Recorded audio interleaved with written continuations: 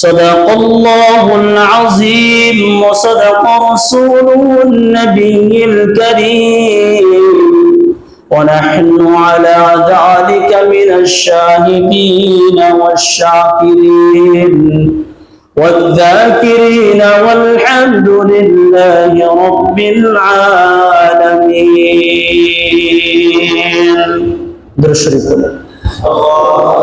اللهم صل على محمد وعلى آل محمد كما صليت على إبراهيم وعلى آل إبراهيم إنك حميد مجيد. اللهم بارك على محمد وعلى آل محمد كما باركت على إبراهيم وعلى آل إبراهيم إنك حميد مجيد. بلغ العلا بكماله كشف الدجى بجماله حسنت جميع خصاله صلوا عليه وآله. بلغ العلا بكماله كشف الدجى بجماله حسنت جميع خصاله صلوا عليه وآله. تیرے سوا محبوب حقیقی کوئی نہیں ہے، کوئی نہیں. تیرے سوا موجود حقیقی کوئی نہیں ہے، کوئی نہیں.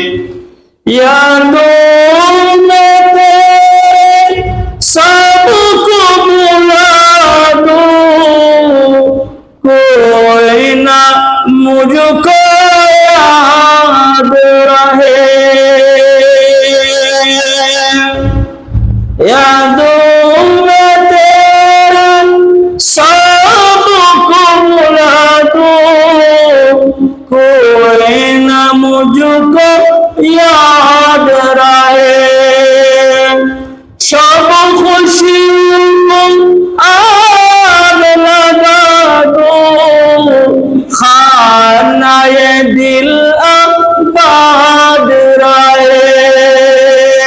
اب تو رہے بس تاد میں آخر، اب تو رہے بس تاد میں آخر. ورد جبا اے میرے الہ، لا الہ الا اللہ، لا الہ الا اللہ، لا الہ الا اللہ، لا الہ الا اللہ، لا إله إلا الله، لا إله إلا الله، لا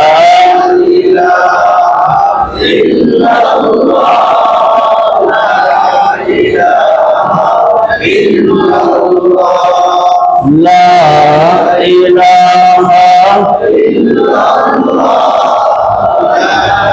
إله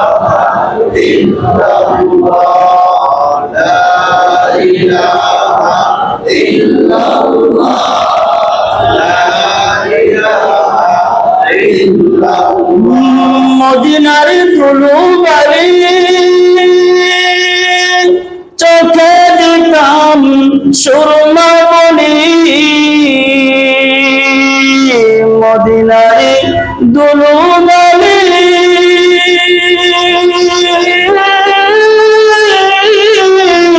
চোখে দিতাম সুরমা মনি. দুরুদ সালাম দিতাম, দুরুদ সালাম দিতাম যেতাম প্রিয় নবীর পাক চরণে, মন আমার চাই গো যেতে মদিনার জিয়ারতে, মন আমার চাই গো যেতে প্রিয় নবীর রওজা পাকে সাল্লাল্লাহু আলাইহি ওয়াসাল্লাম। আলহামদুলিল্লাহ, আল্লাহ পাকের দরবারে অগণিত অসংখ্য শুকরিয়া যে আল্লাহ তাআলা মাহে রমজানের প্রথম জুমাতে আল্লাহ তাআলা আমাদেরকে অংশগ্রহণ করবার তৌফিক দান করেছেন। সেজন্য দিল থেকে শুকরিয়া তান সকলেই মুসলমানের কণ্ঠে জোরে সুরে একই আওয়াজে রব্বি করিমের দরবারে শুকর গুজার হই বলে আলহামদুলিল্লাহ।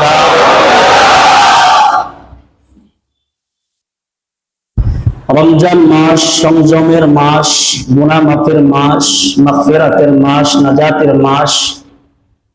মানুষ কিভাবে আল্লাহ ওয়ালা হওয়া যায়, আল্লাহ পাকের পিয়ারা হওয়া যায়, সেজন্য আল্লাহ তাআলা 12টা মাসের ভিতরে আল্লাহ তাআলা একটি মাস আমাদের জন্য দান করেছেন, যে এই মাসে এমন একটা রাত আছে যে রাতে ইবাদত করলে আল্লাহ তাআলা বান্দাকে নিষ্পাপ মাসুম বানায়া দেয়।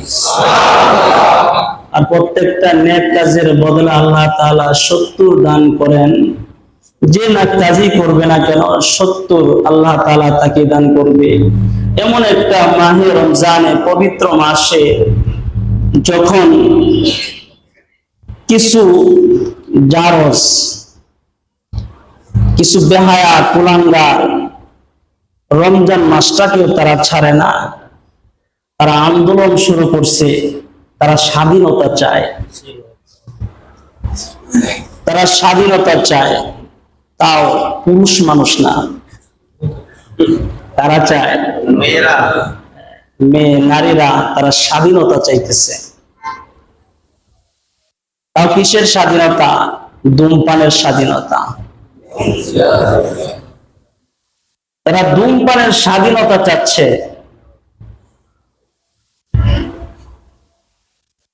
রাষ্ট্রীয় কার্যক্রম এবং রাষ্ট্রীয় থেকে নিষিদ্ধ জিনিস হচ্ছে, যদি পুরুষ হয় প্রকাশ্যে দিবালোকে যে কোনো ধূমপান করা নিষেধ। প্রকাশ্যে দিবালোকে যে কোনো ধূমপান করা নিষেধ। এটা রাষ্ট্রীয় ভাবে, এমন কোন জায়গা দিয়ে, যেমন আমাদের সমাজ, আমাদের এলাকা, আমাদের গোত্র যেভাবে তারা সিগারেট টান দিয়া যায়, একটা হাতে নিয়ে পান চাবায় চাবায় পরে টাইনে টাইনে যেতে থাকে, সে নিজে তো সিগারেট খায় না, আরেকজনকেও সাথে এটা খাওয়ানোর উপযোগী বানায়। ঠিক না ঠিক? কিন্তু এই কার্যক্রমটা রাষ্ট্রীয়ভাবে কঠোরভাবে পদক্ষেপ নেওয়ার প্রয়োজন ছিল। ঠিক না ঠিক? তুমি ধূমপান করবা ভালো কথা, আড়ালে গিয়ে খাও, দিবালোকে না, আড়ালে গিয়ে খাও। রমজান মাস, তবু মানুষ এটা ছাড়তেছে না। রমজান মাসেও মাসালা আসে, হুজুর সেহরি খাওয়ার পরে একটু সময় থাকে, তখন কি আমি যে সিগারেট খাই এটা কি জায়েজ? কি রকম মন মানসিকতা হইলে এটা জিজ্ঞেস করতে পারে, হুজুর আমি তো বিশাল সিগারেট খুব নেশাখোর, না আমি তো নেশা করে সিগারেট না খাই বাথরুমে না গেলে আমার পায়খানাই হয় না। বুঝাইতে চাই তাহলে আমি যে সারাদিন খাবো না, এটা কি সাহারির পরে খাইতে পারবো? এটা জায়েজ কিনা, হালাল নাকি? তাহলে এটাকে মানুষ এটাকেও চাইতেছে না। রমজান সংযমের মাস, বাদ দেওয়ার মাস, বিরত থাকার মাস। বলেন আলহামদুলিল্লাহ। বিরত থাকার মাস, তার মানে সমস্ত গুনাহের পরিবেশ থেকে, আল্লাহর নিষেধ কার্যক্রমের পদক্ষেপ থেকে নিজেকে বাঁচায় রাখার নাম সওম। কি? সওম। তারা ধূমপানের স্বাধীনতা চাইতেছে। আমি বলি, মোবাইলে একটা স্ট্যাটাস দিছিলাম আমি, তো দেখেছি যে এটা অনেক সাড়া পেয়েছি। অনেকে এটাকে কপি পোস্ট করছে, অনেকে শেয়ার করছে। কথাটা আসলে যদিও লিখছি একটু কঠোরভাবে লিখছিলাম এইভাবে যে একজন বেশ্যা ছাড়া ভালো পরিবারের কোন মেয়ে ধূমপানের স্বাধীনতা চাইতে পারে না। ঠিক না বেঠিক? একজন বেশ্যা, একজন পতিতা, সে ছাড়া এই ধূমপানের স্বাধীনতা একটি ভালো পরিবারের মেয়ে, একটি ধর্মীয় পরিবেশের একটি মেয়ে, সচ্ছল বাবার, ধর্মীয় পিতার, শিক্ষিত পিতার কোন মেয়ে ধূমপানের স্বাধীনতা বাংলার জমিনে চাইতে পারে না। কথা বলেন ঠিক না? শুধু এই বলে শেষ হয়ে যায় নাই, তাদের কার্যক্রম, তাদের পদক্ষেপ তারা খুব চেষ্টা করতেছে নেওয়ার জন্য। ও মুসলমান, আমি জানতে চাই বাংলাদেশের ভিতরে আজও কি সম্ভব এই ধূমপানের স্বাধীনতা মহিলারা পাবে? বাংলার কোটি কোটি জনতা এটা মেনে নিবে?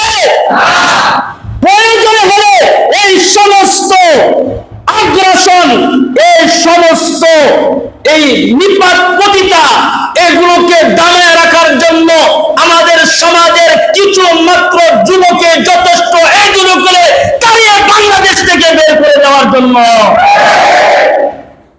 তোমরা চাইতেছ ধূমপানের স্বাধীনতা, ওটা সম্ভব নয়, তোমরা পাবে না। মেসেজ এখান থেকে দিচ্ছি, ভিডিও হচ্ছে, এটা ছড়াবে গোটা পৃথিবীতে, বাংলাদেশে যাবে কি যাবে না?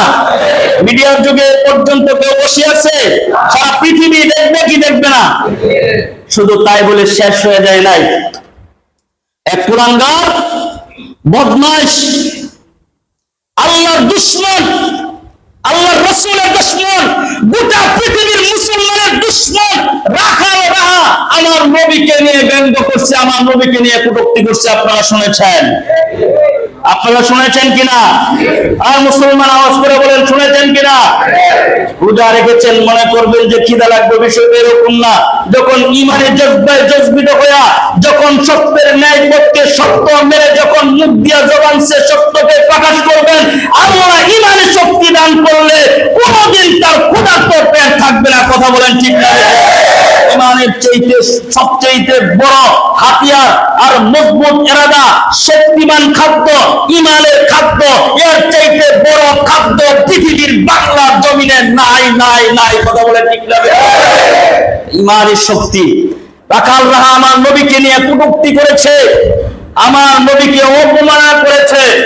মুসলমান, আমি জানবার চাই কারা কারা এদের বিরুদ্ধে কঠিন হুঁশিয়ারি, কঠিন পদক্ষেপ নিয়েছেন? কারা বলবেন না? শুনেছি, পদক্ষেপ গ্রহণ করে নাই। আসলে তো আমরা বলি, যখন বাংলাদেশের রাষ্ট্র, বাংলাদেশের প্রেসিডেন্ট, প্রধানমন্ত্রী যখন আমার নবীর কটূক্তিকারী, আমার নবীর অপমাননাকারীকে যখন তারা শাস্তি দিতে যখন ব্যর্থ হবে, তখন আমরা মনে করি বাংলার জনগণ একসাথে হয়ে এদেরকে রুখে, এদেরকে জাহান্নামে পাঠিয়ে দেওয়ার জন্য আমাদের যথেষ্ট করতে হবে। ঠিক না বেঠিক? যখন সরকার পদক্ষেপ নিতে ব্যর্থ হবে, সরকার যখন প্রকাশ্যে দিবালোকে আমার নবীর কটূক্তিকারীর শাস্তি পদক্ষেপ যদি বাইতুল মুকাররমের সামনে প্রকাশ্যে দিবালোকে যদি তাকে যদি ফাঁসিতে ঝুলাইতো, আমার মনে হয় বাংলার মাটিতে কোনোদিন একটা নাস্তিক পয়দা হইতো না। কথা বলেন ঠিক না বেঠিক? কোন নাস্তিক পয়দা হইতো না। আমরা এখান থেকে জানাইতেছি সরকারকে, যদি এই রাখাল রাহার নবীর কটূক্তিকারীর শাস্তি বিচার যদি না হয়, প্রয়োজনে আম জনতা তারা হাতের ভিতরে আইনি ব্যবস্থা নেওয়ার জন্য দরকার পড়লে তারা হাতের মধ্যে হাতিয়ার নিবে। কথা বলেন ঠিক না? হাতে আইন নিয়ে, আইন তোলার, আমরা কিন্তু এটা ব্যবস্থা নেব, হাতে আইন নেব, যেহেতু আপনারা আইনে পারতেছেন না। কারণ আমার নবীর কটূক্তিকারী আমার মাকে গালি দিলে আমার সহ্য হবে, আমার বাবাকে গালি দিলে আমি মেনে নেব, আমার পরিবারকে গালি দিলে আমি সহ্য করব। আমার নবীকে কেউ যদি কটূক্তি করে, আমার নবীকে কেউ যদি অপমান করে, এটা সহ্য করা হবে না, হবে না, হবে না।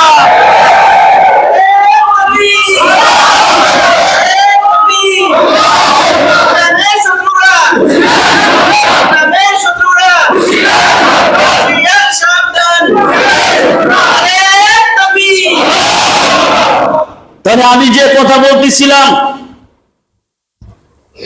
এই পৃথিবীর ইতিহাস বলে না তোমার জীবনের চাইতে তোমার মাকে ভালোবাসতে হবে। পৃথিবীর ইতিহাস কোন ধর্মীয় গ্রন্থ বলে না সরাসরি ডাইরেক্টলি তোমার বাবাকে মহব্বত করে ভালোবাসতে হবে। আল্লাহ তাআলার কুরআন বলে, কুল ইন কুনতুম তুহিব্বুনাল্লাহ ফাত্তাবিউনি। আল্লাহ তাআলা বলছেন, হে দুষ্ট বন্ধু, আপনি বলে দেন তোমরা যদি আল্লাহ তাআলাকে যদি ভালোবাসতে চাও তাহলে আমার নবীর ইত্তেবা করো, আমার নবীর অনুসরণ করো, আমার নবীর অনুকরণ করো। কথা বলেন ঠিক না বেঠিক? নবী পাক সাল্লাল্লাহু আলাইহি ওয়াসাল্লাম তিনি হাদিসের মধ্যে তিনি বলেছেন, লা ইউমিনু আহাদুকুম হাত্তা আকুনা হাব্বা ইলাইহি মিন ওয়ালিদিহি ওয়া ওয়ালাদিহি ওয়ান নাসি আজমাইন। তুমি ততক্ষণ পর্যন্ত মধ্যে মুজাহিদ মুমিন হতে পারবে না, ইমানদার হতে পারবে না, মুসলমান হতে পারবে না যতক্ষণ পর্যন্ত তোমার বাবার চাইতে, তোমার মায়ের চাইতে, তোমার সন্তানের চাইতে, গোটা পৃথিবীর মানুষের চাইতে যতক্ষণ পর্যন্ত রাসূলের ভালোবাসা তোমার ভিতরে না থাকবে ততক্ষণ পর্যন্ত তুমি ইমানদার হইতে পারবে না। আর রাসূলের মহব্বত নিয়ে যদি জীবন দিতে পারো, তোমার রক্ত যদি জড়াইতে পারো, আল্লাহ তাআলা বলতেছে যদি তোমরা আল্লাহ এবং রাসূলের জন্য জীবন দান করো তাহলে আমি আল্লাহ তাআলা এক জীবনের বিনিময়ে 1000 জীবন আমি তোমাদেরকে দান করব। ঠিক না ঠিক? 1000 জীবন আমি তোমাদেরকে দান করব, যে জীবনের কোনো শেষ সীমা রেখা নাই। এই মুসলমান, এখনো কি ভয় পেয়ে ঘরে বসে থাকার সময়? বের হতে কি হবে কি না? জীবন দিতে হবে কি হবে না? এই জীবন কার জন্য? জোরে বলেন, কার জন্য? আল্লাহ বলেছেন আমার জন্য জীবন। কুল ইন্না সালাতি ওয়া নুসুকি ওয়া মাহইয়ায়া ওয়া মামাতি লিল্লাহি রাব্বিল আলামিন। আল্লাহ তাআলা বলছেন, কুল ইন্না সালাতি তোমার নামাজ, ওয়া নুসুকি তোমার কুরবানি, ওয়া মাহইয়ায়া তোমার জীবন, ওয়া মামাতি তোমার মরণ একমাত্র কার জন্য? মুসলমান, জীবন দিবে তো ইনশাআল্লাহ? রবের রাহে জীবন দিবে তো ইনশাআল্লাহ? ইনশাআল্লাহ। আল্লাহ কবুল করে বলেন আমিন। তাহলে আমরাও ছাড় দিব না, এত সহজ নয়। মনে করছো মুসলমান দুর্বল হয়ে গেছে? মুসলমান এখনো দুর্বল হয় নাই। দরকার পড়লে যদি নবীকে যদি গালি দেওয়া তোমাদের যদি বাক স্বাধীনতা হয়, নবীকে গালি দেওয়া যদি তোমাদের বাক স্বাধীনতা হয়, তাহলে তোমাদের গর্দানকে এক কুপে জমিনে ফেলে দেওয়া এটা আমাদের বাক স্বাধীনতা। ঠিক না ঠিক মুসলমান? এটা আমাদের বাক স্বাধীনতা। আল্লাহ তাআলা নবীর প্রেম, আল্লাহর প্রেম দিলের ভিতরে রাখার তৌফিক দান করে বলেন আমিন।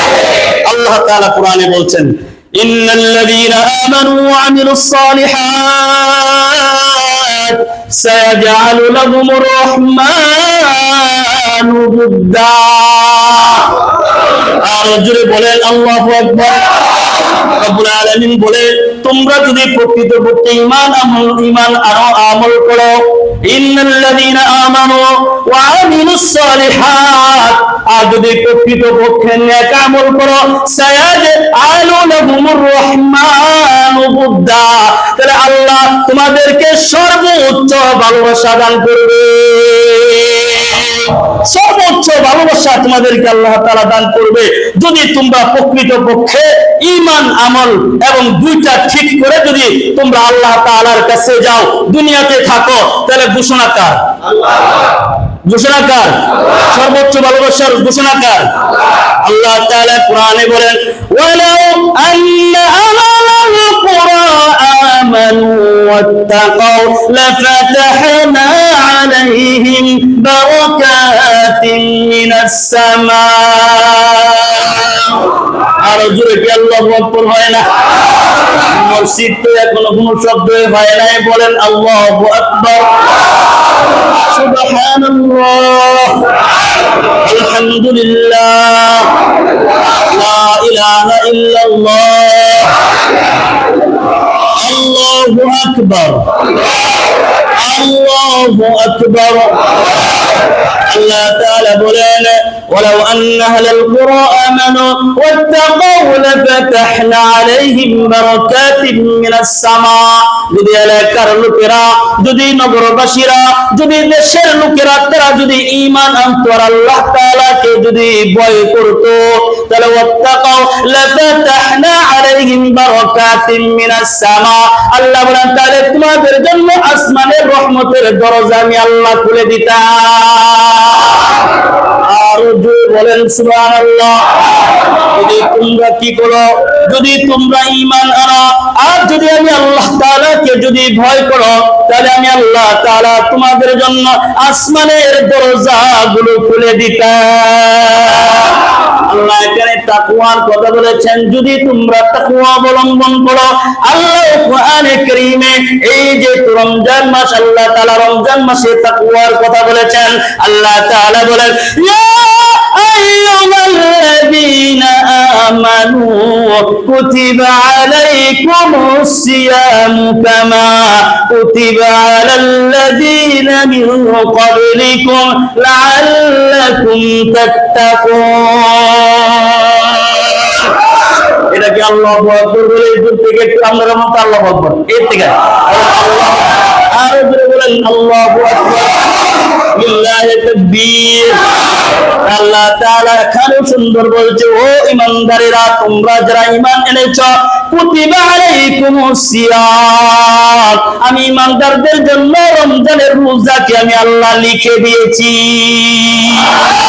রমজানের রোজাকে তোমাদের জন্য ফরজ করে দিয়েছি সাহাবায়ে কেরাম যারা বললেন ইয়া রাসূলুল্লাহ ইয়া হাবিবাল্লাহ সাল্লাল্লাহু আলাইহি ওয়াসাল্লাম যেহেতু আল্লাহ তাআলা আমাদের জন্য রোজা ফরজ করেছেন ও মুসলমান আমি আপনাদের কাছে জানবার চাই আল্লাহ যে রোজা আমাদের জন্য ফরজ করেছেন এই রোজার নাম কি রোজা কাকে বলে জানার দরকার আছে না নাই আর জোরে বলেন দরকার আছে না নাই তাহলে আমরা যারা রোজা রাখবো এই রোজা কাকে বলে এক নাম্বার হইল রোজা অর্থ হলো বাদ দেওয়া কি দেওয়া আর জোরে বলেন রোজা অর্থ বাদ দেওয়া এক নম্বর খাবার বাদ দেওয়া দুই নম্বর পানীয় বাদ দেওয়া তৃতীয় নম্বর হালাল স্ত্রীকে রমজানে বাদ দেওয়া সুবহানাল্লাহ যখন কোরআনে কারীমের এই আয়াত রাসূলুল্লাহ সাল্লাল্লাহু আলাইহি ওয়াসাল্লাম তেলাওয়াত করলেন সাহাবায়ে কেরাম তো বুঝলেন যেহেতু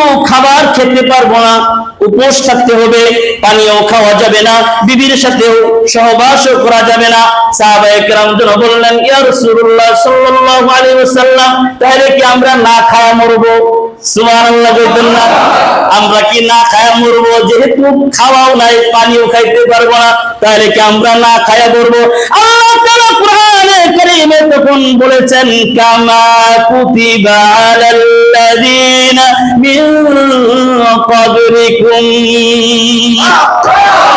মোল্লা বেটা জানা নামাজ করি আমরা আল্লাহু আকবার শব্দ কামা কুতিবা আলাল্লাযীনা মিন ক্বাবলিকুম আল্লাহ তাআলা জানায় দেয় ও আমার বান্দারা টেনশনের কোনো প্রয়োজন নাই টেনশন করার কোনো দরকার নাই তোমাদের পূর্ববর্তী যারা ছিল তাদের উপরেও আমি লিখে দিয়েছি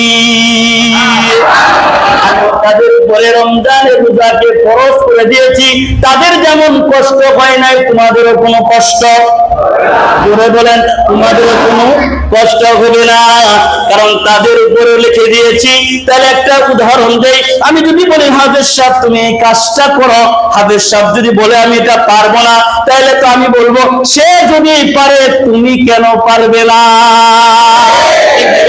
ও বান্দারা তারা যে যেহেতু পারছে তোমরা কেন পারবে না?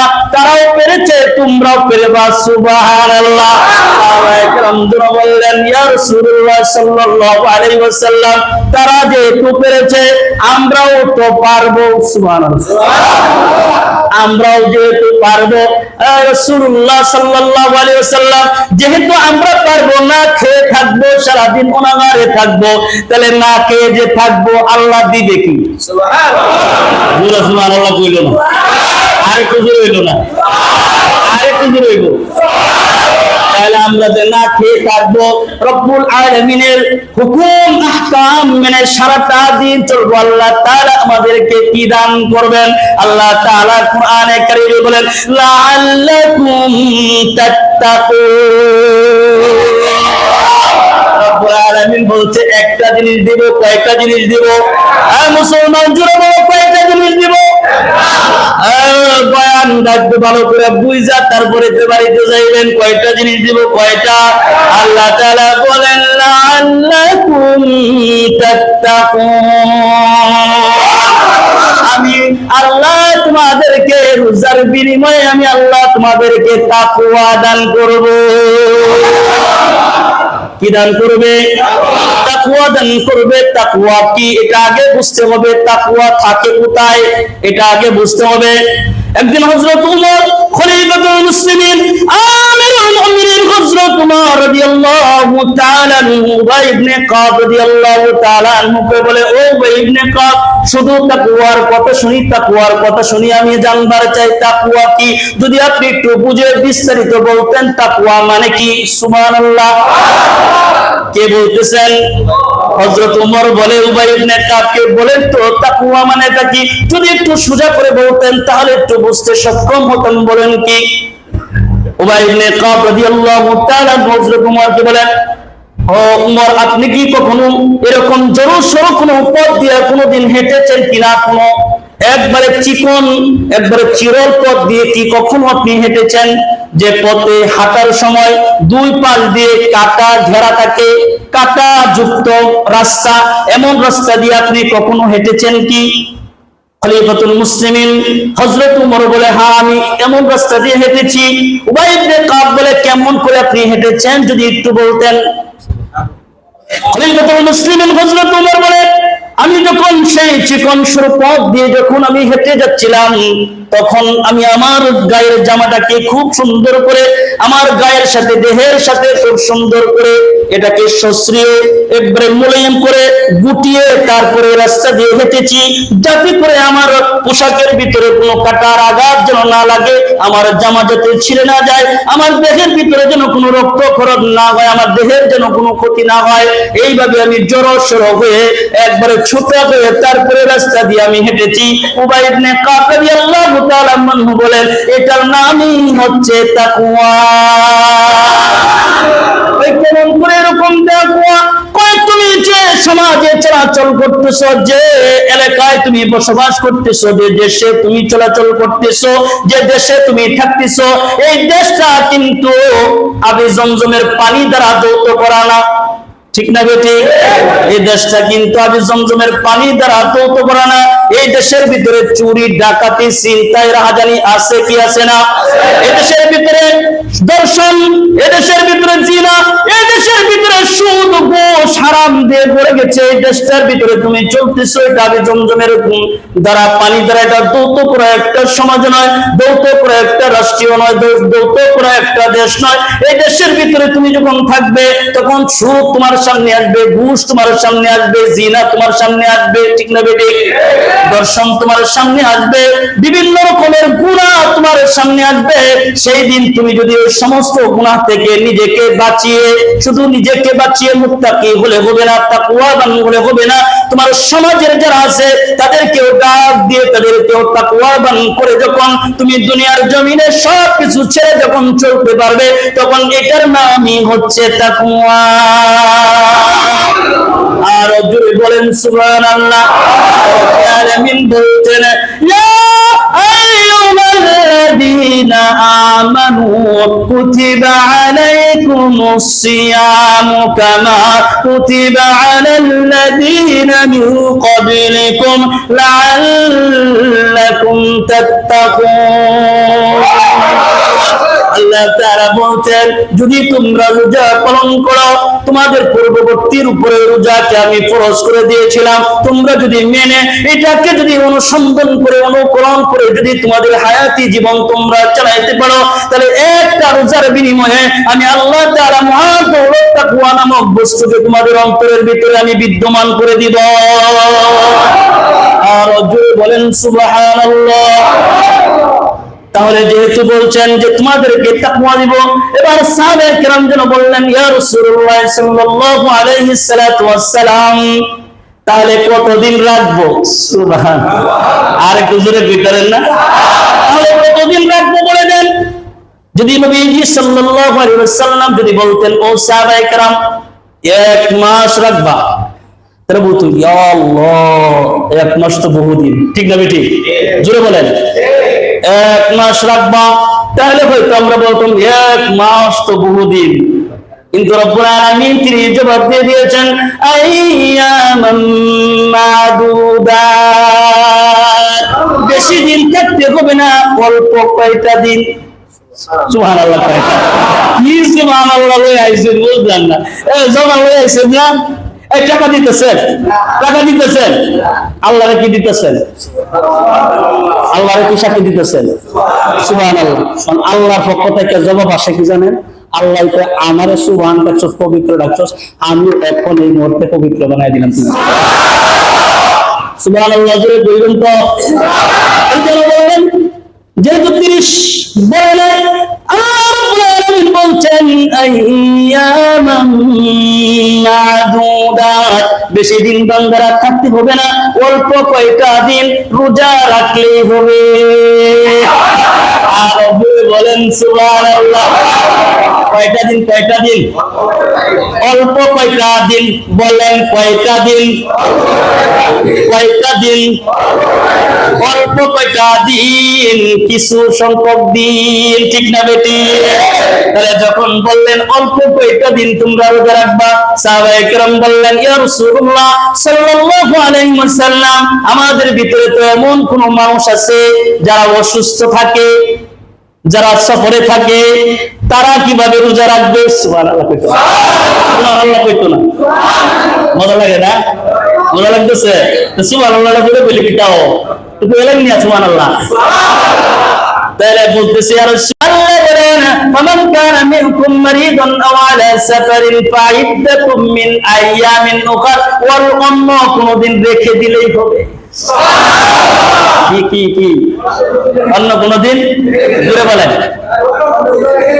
যদি আল্লাহ বলতেন যে শাওয়াল মাসে রেখে দিবা তাহলে আমাদের জন্য কষ্ট হইতো না সাহাবায়ে কেরাম তো তাহলে বললে যদি সফর মাসে রাখি যদি শাওয়াল মাসে রাখি যদি শাবান মাসে রাখি তাহলে কি হইব কিন্তু আল্লাহ তাআলা ভাঙিয়ে দিয়েছে আল্লাহ তাআলা বলেন পরে অন্য কোন দিন রেখে দিলেই হবে সুবহানাল্লাহ তারা যেন বললেন ইয়া রাসূলুল্লাহ তাহলে কি আমরা কি একবার লাগাতার যেগুলো রোজা ছাইরা দিছি লাগাতার রাখবো কই না মাঝে মাঝে ছাইরা দিলে রাইকা ওই সংখ্যা পূরণ করে দিলেই হবে আর কি জোরে বলেন সুবহানাল্লাহ সাহাবায়ে কেরাম বলেন ইয়া রাসূলুল্লাহ সাল্লাল্লাহু আলাইহি ওয়াসাল্লাম যেহেতু যারা অসুস্থ তারা পরে রেখে দিলে হবে যারা সফরে আছে তারা পরে রেখে দিলে হবে যারা বার্ধক্যে উপনীত হয়েছে বুড়া হয়ে গেছে সাদা দাড়ি হয়ে গেছে হাঁটতে পারে না খাইতে পারে না চলতে পারে না ও রাসূলুল্লাহ তারা কি করবে সুবহানাল্লাহ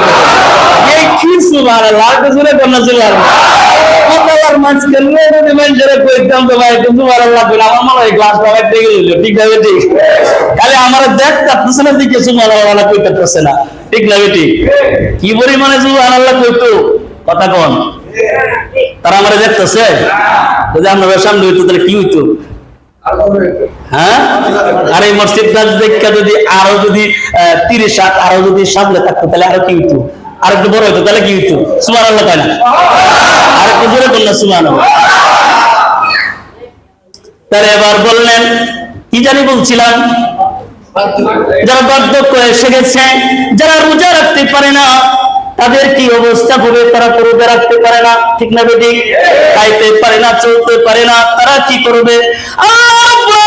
তার জবাব দিয়ে দিয়েছেন, ফামান কানা মিনকুম মারিদান আও আলা সাফারিন ফাইদ্দাতুম মিন আইয়ামিন উখরা ওয়া আলাল্লাযীনা ইউতীকুনাহু ফিদিয়াতুন তাআমু মিসকিন। আমিন বলতে, যারা বার্ধক্য উপনীত হয়ে গেছো, রোজা রাখতে পারো না, তোমাদের বড় কষ্ট হয়ে যায়, তোমাদের এই বার্ধক্য থাকার কারণে আমার হুকুম পালন করতে পারতেছ না, ও বান্দারা টেনশন নাই, টেনশন নাই, টেনশন নাই, আমি রব্বুল আলামিন তোমাদেরকে জানাই দিতেছি, ওয়ালাল্লাযীনা ইউতীকুনাহু ফিদিয়াতুন তাআমু মিসকিন, তোমরা একজন মিসকিনকে দইরা একটু দুইলা ভাত খাওয়াই দিবা। আর জোরে বলেন, তোমরা একজন মিসকিনকে ভাত খাওয়াই দিবা। ও রব্বুল আলামিন, ও আল্লাহ রাসূল সাল্লাল্লাহু আলাইহি ওয়াসাল্লাম কেমন ভাত খাওয়াইতেন? নরমাল নাকি একটু হাত, ঠিক না বেটি? যদি একটু বড় বুঝতে খাওয়াই তাহলে কিরম হয়? একটু মুরগির বুঝতে খাওয়াইলে কিরম হয়? তাই না না না, সাধারণ ডাল ভাত খাওয়াই দিলেই হয়ে যাবে। সাধারণ কি ডাল ভাত, যদি এটা যদি ধরে রাখতো যে বুড়ো দেখাওয়ানি লাগবো, ঠিক না বেটি? মুরগি দেখাওয়ানি লাগবো, ঠিক না? ঠিক না বেটি? কবি ভাজি দেখাওয়ানি লাগবো, এটা আল্লাহ ধরে নাই, ধরতে পারে। বলে শোনো শোনো শোনো, নরমাল খাওয়া দিলেই একজন মিসকিনকে আদায় হয়ে যাবে।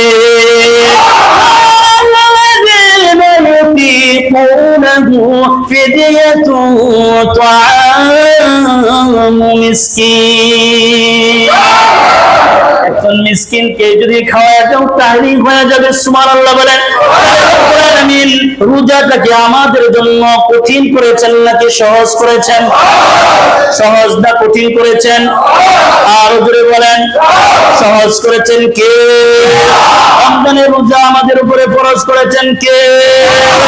এই রোজা রাখলে আল্লাহ কয়টা জিনিস দিবেন? কয়টা জিনিস? কি নাম? কি নাম? কি? আরো বলেন নাম কি? এটার নাম হচ্ছে তাকওয়া। ইন্না ফিল জাসাদি মুদগাতান ওয়া ফিল মুদগাতি যাওফান ওয়া ফিল যাওফি কলবুন। আল্লাহু আকবার। আল্লাহ তো নবীজি বলেন, ইন্না ফিল জাসাদি মুদগা ইযা সালাহাত সালাহাল জাসাদু কুল্লু ওয়া ইযা ফাসাদাত ফাসাদাল জাসাদু কুল্লুহু আলা ওয়া হিয়াল কলব। তাহলে শোনো বান্দারা, শোনো শোনো, যাদের অন্তর ময়লা হয়ে গেছে, তাদের অন্তর গুলো ধুলায় ময়লায় অবহিত হয়ে গেছে, নবীজি বলেন তাকওয়া যখন তাদের অন্তরের মধ্যে দেওয়া হবে, তখন তাদের অন্তর থেকে সমস্ত রকমের রোগ বালাই দূর হয়ে যাবে। তাহলে যার অন্তর ভালো তার সব ভালো, ঠিক না বেটে? যার অন্তর ভালো তার সব ভালো, যার অন্তর খারাপ তার সব খারাপ। এই কারণে খলিফাতুল মুসলিমিন আমিরুল মুমিনিন হযরত ওমর রাদিয়াল্লাহু তাআলা ইন্তিকালের পরে হযরত ওমর একটু সুন্দর করে বুঝলেন, দিলটা একটু আল্লাহ তাআলার জন্য নরম বানায়া দেন। এখন যে কথাটা বলবো, দিলটা একটু নরম বানায়া দেন, একটু চোখের পানি ফেলানোর চেষ্টা করবেন। খলিফাতুল মুসলিমিন আমিরুল মুমিনিন হযরত ওমর রাদিয়াল্লাহু তাআলা ইন্তিকালের পরে হযরত ওমর রাদিয়াল্লাহু তাআলা কে যখন গোসল দিতেছিলেন, গোসল দেওয়ার সময় যারা গোসল দিতেছিল তারা দেখতেছিল খলিফাতুল মুসলিমিন হযরত ওমর রাদিয়াল্লাহু তাআলা পিঠের মধ্যে চাবুকের আঘাত দেখা যায়। কিসের আঘাত? খলিফাতুল মুসলিমিন ওমরের পিঠের মধ্যে চাবুকের আঘাত দেখা যায়। যারা গোসল দিতেছিল তারা বলতেছিল, মক্কা মদিনার ভিতরে খলিফাতুল মুসলিমের চেহারার সামনে তাকায়া চোখ বড় কইরা কথা বলার অধিকার, যোগ্যতা, সাহস কারো ছিল না। এমন খলিফাতুল মুসলিমের পিঠের মধ্যে চাবুকের আঘাত দেখা যায়। শুধু আঘাত দেখা যায় না, আঘাতের কারণে খলিফাতুল মুসলিমিন হযরত ওমরের পিঠের মধ্যে দাগ হয়ে গেছিল, গাগ হয়ে গেছিল। সুবহানাল্লাহ। সুবহানাল্লাহ। হযরত উমরের পিঠের মধ্যে গা হয়ে গেছিল।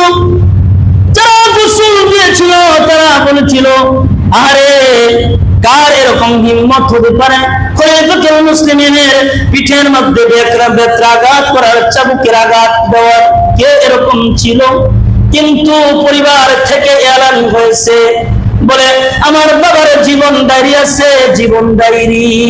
সুবহানাল্লাহ। খলিফাতুল মুসলিমিনের জীবন ডায়েরি খুললে দেখা যায় খলিফাতুল মুসলিমিন হযরত উমর রাদিয়াল্লাহু তাআলা আনহু সারাদিন কি কি কাজ করতেন এগুলো তিনি সন্ধ্যাবেলায় লিখতেন। সুবহানাল্লাহ। সারাদিন কি কি ভালো কাজ করেছে, কি কি অপছন্দের কাজ করেছে এগুলো তিনি লিখতেন।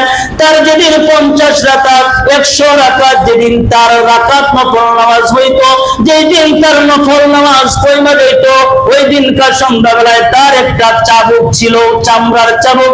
এই চাবুক নিয়ে হযরত ওমর নিজের গায়ের ভিতরে, নিজের পিঠের মধ্যে বেত্রাঘাত করতেন, দুর্রা মারতেন, আর বলতেন, ওমর আজকে কেন তোমার নফল নামাজ কম হয়েছে? নিজের গায়ে নিজে আঘাত দিয়ে বলতো, কেন আজকে তোমার নফল কম হইল? এটা বলতো। আর অপছন্দের কাজ হয়ে গেলে বলতো, কেন পছন্দের কাজের ভিতরে উমর গেলি? এই কারণে নিজের উপরে নিজের বেত্রাঘাত দিয়া, নিজের চাবুক দিয়া, নিজের পিঠের মধ্যে তুররা মারতেন। এই জন্য বলা হয় ওই খলিফাতুল মুসলিমিন আমিরুল মুমিনের পিঠের ভিতরে ওই চাবুকের আঘাতে আঘাতে মৃত্যুর সময় তার পিঠের মধ্যে গা হয়ে গেছিল। মুসলিমের একটা অপছন্দ কাজ পর্যন্ত তিনি করতেন না।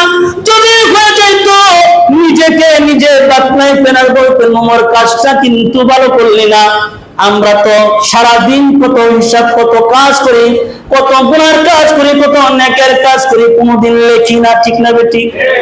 ব্যবসা বাণিজ্য করেন, ব্যবসা বাণিজ্য শেষ হয়ে গেলে প্রতিদিনের লিস্টে আপনি লেখেন কত লাভ হয়েছে, লস হয়েছে। ঠিক না বেঠিক?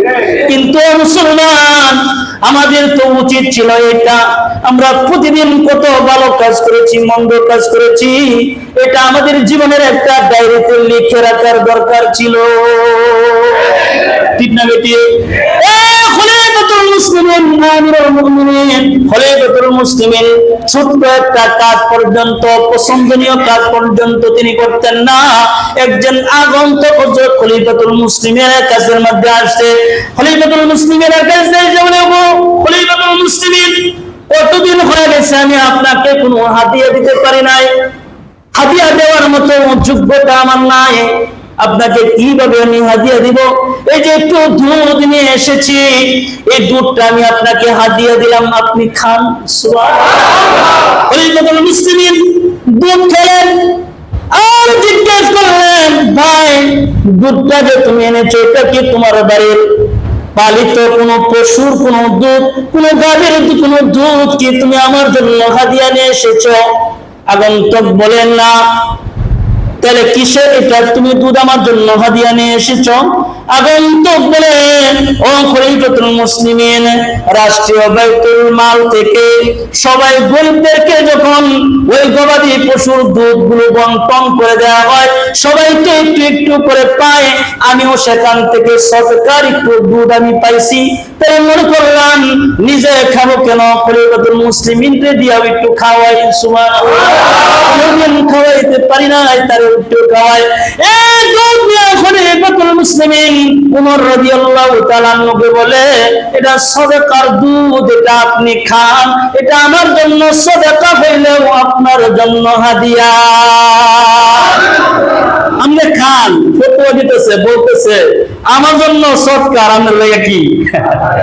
ফতোয়া দিতেছে, খাইলে কোনো সমস্যা নাই, আমার জন্য কি সৎকার, আপনার লাগে কি তা হাদিয়া, আপনি খান, কোনো সমস্যা নেই। খলিফাতুল মুসলিমিন হযরত ওমর বলেন, এটা যে হারাম কোন বস্তু বিষয় বেরম না, এটা হালালই ঠিক আছে, কিন্তু আমি উমরের জন্য খাওয়া চলে না, আমি উমরের জন্য এটা মুনকার হয়। সুবহানাল্লাহ। আমি উমরের জন্য এটা চলে না, কারণ আমি উমর তো চাইলে বাইতুল মাল যেহেতু আমার পাড়াগাড়িতে আছে, এই বাইতুল মাল রাষ্ট্রীয় ক্ষমতায় যেহেতু আমি আছি, আমি চাইলেই তো ডাইরেক্ট আইনা খাইতে পারতাম। তুমি আমাকে সদকাটাকে হাদিয়া বানায়া ঘুরায়া আইনা তুমি আমারে খাওয়াইছো। হাসরের ময়দানে আল্লাহ তাআলা যদি আমি উমরকে বলে, উমর তোমার পেটের ভিতরে রাষ্ট্রীয় দুধ দেখা যায়, কি জবাব দিব? সুবহানাল্লাহ। কি জবাব আল্লাহ তাআলার কাছে দিব? তুমি যে আমারে ঘুরায়া আইনা সদকার দুধ খাওয়াইলা। খলিফাতুল মুসলিমিন একটু পানি বেশি পানি পান কইরা হাতের আঙ্গুলটাকে মুখের মধ্যে ঢুকায়া বমি করতে লাগলেন। যেরকম ভাবে ডাক্তাররা তাদের পেট যেরকম ভাবে ড্রেসিং করে, হযরত ওমর তার পেটকে ড্রেসিং করলেন আর বললেন, যদিও তুমি আমার জন্য সদকা নিয়ে এসেছো, এটা ঘুরে আনলেও কোনোদিন হাদিয়া আমি উমরের জন্য হবে না, কারণ এটা আমার জন্য মুনকার, এটা আমার জন্য পছন্দ। যেহেতু আমি রাষ্ট্রীয় ক্ষমতায় আছি, ঠিক না বেটে? যেহেতু আমি রাষ্ট্রীয় ক্ষমতায় আছি, আল্লাহ তাআলা যদি হাসরের ময়দানে জিজ্ঞাসা করে, উমর রে সদকাটারে তুমি ঘুরা ফিরায় আইনা হাদিয়া কইরা খাইছো, আল্লাহ তাআলার সামনে আমি বিস্তারিত যদি বলি সদকা ছিল এটা, এটা ঘুরায় আইনা আমি হাদিয়া খাইছি, আল্লাহ এটা তো আল্লাহ তাআলার সামনে বিস্তারিত বলার সাহস আমার নাই। এজন্য খলিফাতুল মুসলিমিন নিজের অঙ্গুলি তার মুখের মধ্যে ঢুকায়া নিজের পেটের থেকে সদকার মালটাকে বাহির করে দিয়েছে। তাহলে এরকম পর্যন্ত এই যে কাজটা যে হযরত উমর পেরেছেন, এটা কিসের জন্য? জোরে বলেন। এই কাজটা যে হযরত উমর পেরেছেন, এটাও তাকওয়াল্লাহ। সুবহানাল্লাহ। এটাও হযরত উমর পারছে তাকওয়াল্লাহ, তাকওয়ার জন্য। আমরা তো কত মাল সম্পদ বাইরে প্রচার হয়ে যায়, আমাদের জাতীয় সম্পদ, দেশের সম্পদ, ঠিক না বেটি? এগুলো সব সম্পদ বাইরে প্রচার হয় কিসের জন্য? তাকওয়া না থাকার জন্য, ঠিক না বেটি? তাকওয়া আল্লাহর ভয় যদি থাকতো, দেশের সম্পদ দেশেই থাকতো, দেশের মানুষ উপভোগ করতো। কথা বলেন, ঠিক না? দেশের মানুষ এটা উপভোগ করতে পারত। এজন্য বলি তাকওয়া অপরিসীম, তাকওয়া অবলম্বন করতে হবে। আল্লাহ তাআলা বলেন, রমজান মাস দিছি তোমাদেরকে যেন তোমরা ফরজগারিতা তাকওয়া অবলম্বন করতে পারো। সুবহানাল্লাহ। তাহলে আমাদেরকে আজকের যে শিক্ষা, শিক্ষা হচ্ছে রমজান আমাদের জন্য তাকওয়া নিয়ে এসেছে, আল্লাহর ভয় নিয়ে এসেছে। কথা বলেন, ঠিক না বেটি? আল্লাহ তাআলার ভয় দিলের ভিতরে রাখতে হবে, তাকওয়া অবলম্বন করতে হবে, কারণ এই তাকওয়া যার ভিতরে থাকবে বিনা হিসাবে আল্লাহর জান্নাতে প্রবেশ করবে। সুবহানাল্লাহ। বিনা হিসাবে আল্লাহ তাআলার জান্নাতে সে ঢুকে যাবে, কারণ এই তাকওয়ার এত বড় গুণ। এজন্য প্রত্যেকটা নেক কাজ, প্রত্যেকটা নেক কাজ ইসলার জন্য করা, নিজেকে পরিবর্তন করার জন্য করা, প্রত্যেকটা কাজ আমলের নিয়তে, সওয়াবের নিয়তে করা। সুবহানাল্লাহ বলেন। প্রত্যেকটা কাজ আমাদেরকে এইভাবেই করতে হবে, সুন্দরভাবে করতে হবে। আমাদেরকে তিনটি জিনিস দ্বারা রমজান দামি হয়। কয়টা জিনিস দ্বারা রমজান দামি হয়? তিনটি জিনিস দ্বারা রমজান দামি হয়, তিনটি জিনিস দ্বারা নামাজ দামি হয়। সুবহানাল্লাহ বলেন। মুখস্থ করেন। এক নাম্বার বলেন, এক নাম্বার নেক কাজ করব, আল্লাহর মহব্বতে করব। দুই নম্বরে রহমতের আশাই করব। কিসের আশাই করবেন? রহমতের আশাই করব। তিন নম্বরে আল্লাহর আযাবের ভয় করব। সুবহানাল্লাহ। আচ্ছা বলেন তো, যদি আজকের ইবাদতটা আল্লাহর মহব্বতে করি, আচ্ছা সন্তান বাপ মার কাছে ভালোবাসা আবদার রাখে কি রাখে না? আশা রাখে কি রাখে না? যখন উল্টা পাল্টা করে তখন ভয়ের অবস্থান অন্তরে রাখে কি রাখে না? জোরে কয় না, আর একটু জোরে কর না, কথা না বলি। রাখে কি রাখে না? তাহলে সন্তান মা বাবার কাছে মহব্বতের আশাও রাখে, ভালোবাসার আশাও রাখে, রহমতের আশাও রাখে, ভয়ের আশাও করে, ঠিক না বেটি? ওটা বললাম বললেই মার দিব। আল্লাহ তাআলার কাছেও বান্দা সে কিসের করবে? মুহাব্বতের জন্য কাজ করব। সুবহানাল্লাহ বলেন।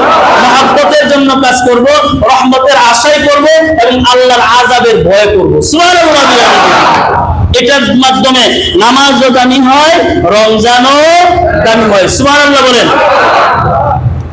তাহলে আমাদের এখান থেকে এটাই শিক্ষা।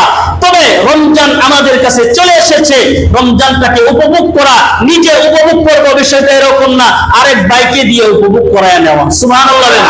রাসূলুল্লাহ সাল্লাল্লাহু আলাইহি ওয়াসাল্লাম তিনি বলেছেন মান ফাত্তারা ফীহি সাইমান কানা মাগফিরাতাল লিযুনুবিহি ওয়া ইতকা রাকাবাতিহি মিনান নার ওয়া কানা লাহু মিনাল আজর মিসলু আজরিহি মিন গায়রি আন ইয়াকুসা মিন আজরিহি শাই'।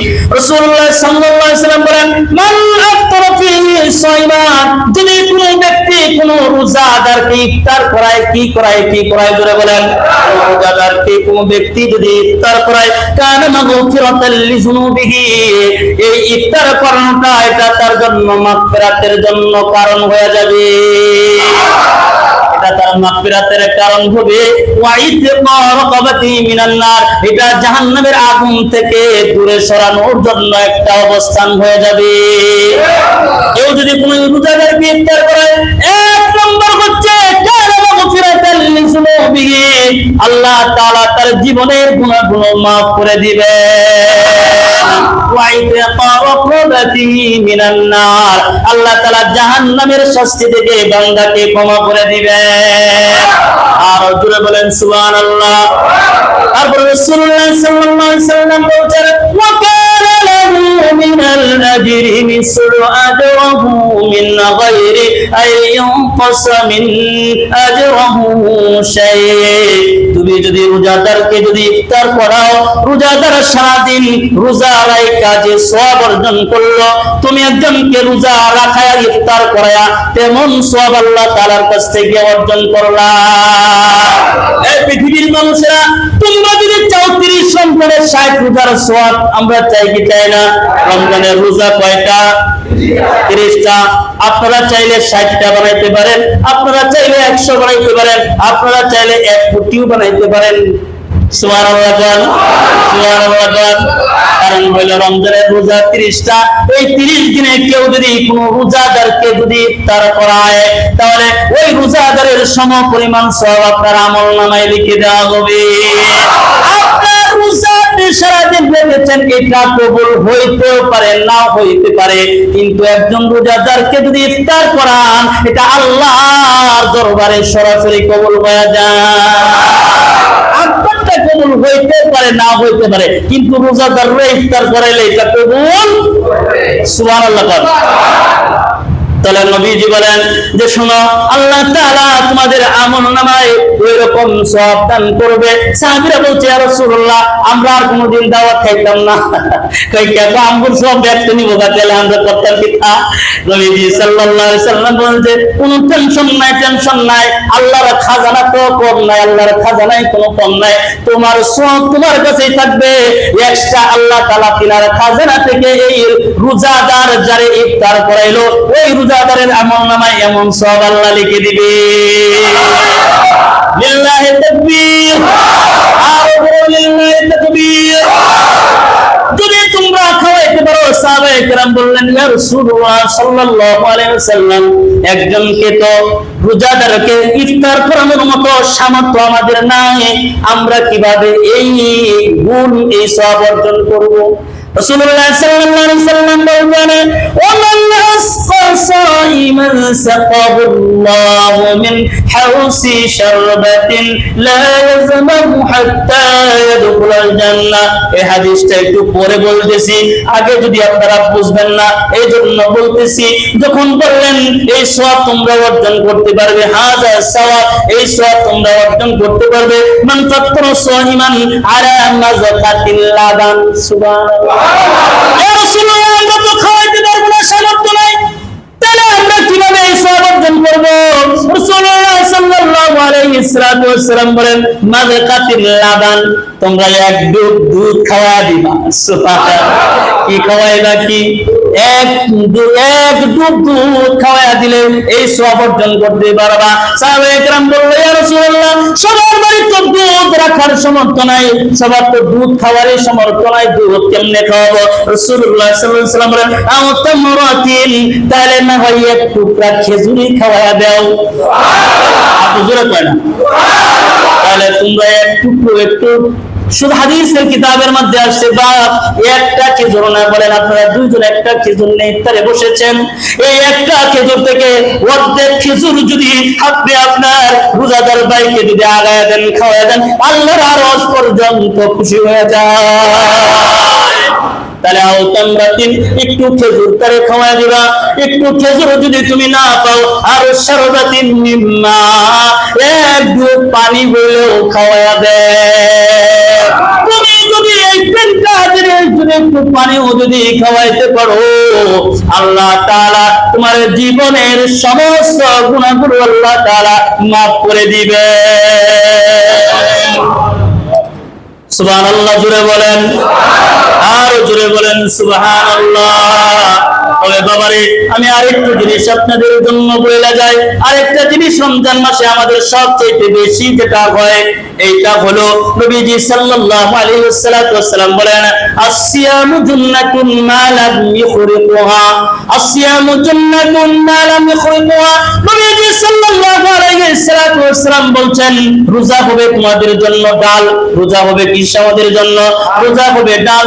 তারপরে যখন কোন ময়দানে কোন যুদ্ধ করে, যুদ্ধের ময়দানে ডাল দিয়ে নিজের দেহকে, নিজের জীবনকে আত্মরক্ষা করে, নিজের জীবনকে বাঁচানোর চেষ্টা করে, আল্লাহর নবী সাল্লাল্লাহু আলাইহি সাল্লাম বলে ওই ডালটা যে রোজা নামক যে ডালটা, এটা জাহান্নামের আগুন থেকে তোমাদেরকে রক্ষা করবে। আর জোরে বলেন সুবহানাল্লাহ। আসসালামু জান্নাতুন মা লাম ইখরিকুহা। নবীজি বলেন যদি তোমরা সেই ডালটাকে ফেরে না পেলো, ভেঙে না পেলো, সাহাবায়ে কেরাম বললেন ইয়া রাসূলুল্লাহ সাল্লাল্লাহু আলাইহি ওয়াসাল্লাম, ডাল কি আবার কিভাবে ফেরে যায়? ডাল আবার কিভাবে ফেরে হয়? নবীজি সাল্লাল্লাহু আলাইহি ওয়াসাল্লাম বলে রমজান মাসে কেউ যদি মিথ্যার গীবত সাকায়াত করে, তাহলে ডাল ফেরে যায়। নাউজুবিল্লাহ বলেন। তাহলে রোজা রেখে মিথ্যা কথা বলা, রোজা রেখে গীবত করা, সাহাবায়ে কেরাম বললেন ইয়া রাসূলুল্লাহ সাল্লাল্লাহু আলাইহি ওয়াসাল্লাম, নবীজি বলছেন দেখো, করো ভাইয়ের প্রতি কোনো গীবত করো না, কোনো সমালোচনা করো না। তোমার ভাইও পছন্দ করে এমন কোন কাজ মানুষের কাছে বলবে না যে শুনে সে কষ্ট পাবে, এমন কথা বলবে না। সাহাবায়ে কেরাম বললেন ইয়া রাসূলুল্লাহ, যে কথাটা আমরা আরেকজনের কাছে প্রকাশ করব, এই কথাটার গুণ যদি, এই কাজগুলো যদি ওই ব্যক্তি কইরা থাকে, তাহলে কি কথাটা ঠিক আছে? নবীজি বলেন না, এইটাও ঠিক নাই। কারণ তুমি যখন এই ব্যক্তির গুণ যখন অপর ভাইয়ের কাছে বলো, এইটা হয়ে যায় সমালোচনা। কথা বলেন ঠিক কিনা? এটা হয় সমালোচনা। আর এটার গুণ যদি তার কাছে যদি না থাকে, তাহলে এটার নাম হয় অপবাদ। ঠিক না বেঠিক? আপনি আমার ব্যাপারে মানুষের কাছে বললেন, মিথ্যা বললেন, কিন্তু এই কাজগুলো আমি করি নাই, তাহলে এটা কি করলেন? আমার নামে কি করলেন? অপবাদ দিলেন কি দিলেন না? কাজটা আমি করি নাই, আমার উপরে চাপায় দিয়েছেন, এটা হলো অপবাদ। ওই যেটা মানুষের সামনে করছো, এটা হলো গীবত। আর এই কাজটা যদি ব্যক্তির না থাকে, তাহলে এই ব্যক্তির উপরে যে কথাটা চাপায় দিচ্ছে, এটার নাম হইল অপবাদ। ঠিক না বেঠিক? তাহলে রোজা রেখে কি করা যাবে না? এক নম্বরে মিথ্যা বলা যাবে না। সুবহানাল্লাহ। মিথ্যা কথা বলা কি কবিরা গুনাহ? কি? তওবা ছাড়া যে মিথ্যা ক্ষমা করে না, তওবা বড় দামি জিনিস। তওবা ওটা করবার গেলে বহুত কিছু দরকার, প্রয়োজন হয়। এজন্য এক নম্বরে মিথ্যা বলা যাবে না, দুই নম্বরে কোনো গীবত করা যাবে না, বান্দাকে কোনো কষ্ট দেওয়া যাবে না। এজন্য রাসূলুল্লাহ সাল্লাল্লাহু আলাইহি ওয়াসাল্লাম বলছেন, তোমরা যদি তোমাদের ডালকে, তোমাদের রোজাকে যদি ডাল ব্যবহার করতে যাও, জাহান্নামের আগুন থেকে যদি বাঁচবার চাও, তাহলে রমজান মাসে কিংবা রমজানের বাইরে কোনোদিন গীবত কিংবা তোমরা সমালোচনা করো না। কথা বলেন ঠিক কিনা? নবীজি সাল্লাল্লাহু আলাইহি ওয়াসাল্লাম রোজাদারের ব্যাপারে বলছেন, এটাও সুন্দর করে বলেন, যারা এখানে আছে করেন জিএম পিএম ডাইরেক্টর সহ যারা আছেন, যারা ফ্যাক্টরি পরিচালনা করেন, তাদের উদ্দেশ্যে হাদিসটা আমি বলতেছি। যারা এই মিল ফ্যাক্টরি গুলো আপনারা পরিচালনা করেন, আপনাদের আন্ডারে অনেকগুলো কর্মচারী থাকে কি থাকে না? কর্মচারী থাকে। আমি আপনাদেরকে বলে যাই, আপনারা যদি আপনাদের হায়াতে এই জিন্দেগিতে রমজান মাসে যদি এই কাজ করতে পারেন, তাহলে আল্লাহ রাসূল সাল্লাল্লাহু আলাইহি সাল্লাম বলছে জাহান্নামের শাস্তি তোমাদের জন্য চিরজীবনের জন্য আল্লাহ মাফ করে দিবে। কোনো কর্মচারীকে বেতন ঠিক রেখে যে ব্যক্তি তার কর্মচারীর বেতন ঠিক রেখে ডিউটি কমিয়ে দিবে, সুবহানাল্লাহ, ডিউটি কমিয়ে দিব। যখন মনে করেন আমার ডিউটি 10 ঘন্টা, কিন্তু আমার মালিক আমারে বলছে তুমি করবা 8 ঘন্টা, পরে বললো যে 8 ঘন্টা করলে তো আপনি আমার টিয়া কাটটা দিয়ে ঠিক না বেটি?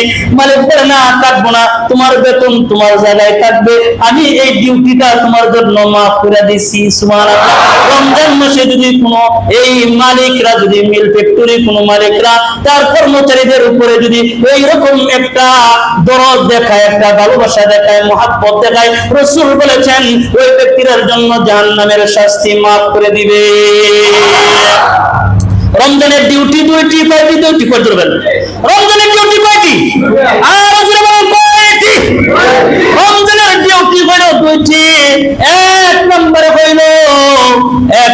হইল সারা দিন আল্লাহর হুকুম পালন করা, সুবহানাল্লাহ। এক নম্বর হইল দিনে রোজা রাখা, রাতে তারাবি পড়া। এই দুইটা কাজ যদি কোনো উম্মত করতে পারে, আল্লাহর কোনো প্যারা মাহবুব প্যারা বান্দা যদি দুইটা কাজ করতে পারে, এক নম্বর কাজ হইল দিনের বেলা রোজা রাখা, রাতের বেলা তাহাজ্জুদ পড়া, তারাবি পড়া। এই দুইটা কাজ যদি কেউ ঈমানের নিয়তে, সওয়াবের আশায়, ভালোবাসার মহব্বতের আশায় কেউ যদি পালন করে, রাসূলুল্লাহ সাল্লাল্লাহু আলাইহি সাল্লাম বলেন 30 রমজান যখন শেষ হয়ে যাবে, এই বান্দা যখন ঈদের মাঠে যখন গিয়া প্রবেশ করবে, ঈদের মাঠে যখন গিয়া বসবে, আল্লাহ পাকের পক্ষ থেকে ঘোষণা হবে, ও ফেরেশতারা সাক্ষী থাক, আমি তার পূর্ণ মজুরি আজকে দিয়ে দিলাম, আমি তার জীবনের গুনাহগুলো মাফ করে জান্নাতে তার নাম লিখে দিলাম। আর জোরে বলেন সুবহানাল্লাহ। তাহলে সব মিলে যে কথাটা আমার শেষ কথা হইল রোজাদারকে ইফতার করাইলে আল্লাহ তাআলা 3টা মর্যাদা দান করবেন। কয়টা মর্যাদা? কাকে ইফতার করাইলে? জোরে বলেন। রোজাদারকে ইফতার করাইলে 3টা মর্যাদা। 1 নম্বর আল্লাহ তাআলা তার গুনাহ মাফ করে দিবেন। 2 নম্বর জাহান্নামের শাস্তি থেকে আল্লাহ তাআলা তাকে বাঁচিয়ে দিবেন। 3 নম্বর সম রোজাদারের সম পরিমাণ সওয়াব ওই রোজাদার ব্যক্তিকে যে ইফতার করাইলো তাকে দান করবে। তাহলে কয়টি মর্যাদা দিবে? কয়টি মর্যাদা? তাহলে 1 নম্বর কি? 1 নম্বর জীবনের যাবতীয় গুনাহ মাফ, 2 নম্বর জাহান্নাম থেকে মুক্তি, 3 নম্বর সম পরিমাণ সওয়াব আল্লাহ তাআলা আপনার আমার আমলনামায় দান করবে। তাহলে সাহাবায়ে কেরাম রাদিয়াল্লাহু তাআলা আনহু বললেন, তারা বললেন ইয়া রাসূলুল্লাহ, তাহলে আও তামরাতিন আও শারবাতিন মিম্মা, আমরা তো এই লাবানের দুধ খাওয়াইতে পারলাম না, তামরাতুন খেজুরটা খাওয়ানো যায়, পানি তো সচরাচর আছে, তাই আপনি তো কিছু কিনা দেওয়ার মতো কিছু নাই, আপনি ওখান থেকে একটু ওই টেপটারে একটু সাইরা একটু বোতলতে একটু পানি না রোজাদারের সামনে যদি আপনি দেন, আল্লাহ তাআলা ইহার কারণে সম পরিমাণ সওয়াব আপনার আমলনামায় দান করবে। আগায়া দিবেন, পানিটা না হয় আমি একটু আগায়া নিয়ে আসি, আমার তো খাওয়ানোর মতো ওইরকম অবস্থান নাই, যদি ওইরকম নিয়ত করে যদি সামনে আনেন, ইহার কারণে আল্লাহ তাআলা ওই রোজাদারের সম পরিমাণ সওয়াব আল্লাহ তাআলা দান করবে।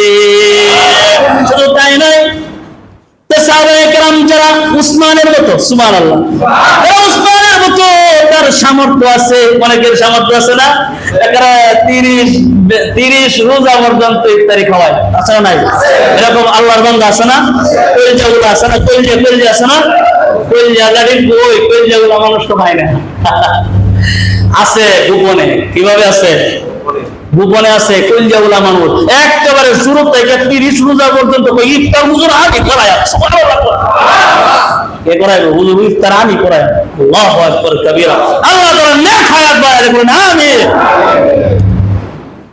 তাহলে এই ব্যক্তি যদি 30টা মানুষের প্রতিদিন কইরা রোজা রাখায় মানে ইফতার করায়, তো ব্যক্তির আমলনামায় কিতা পরিমাণ সওয়াব হইতো, আর কত রোজার সওয়াব আল্লাহ আমলনামায় দিব, ঠিক না ঠিক? কত রমজান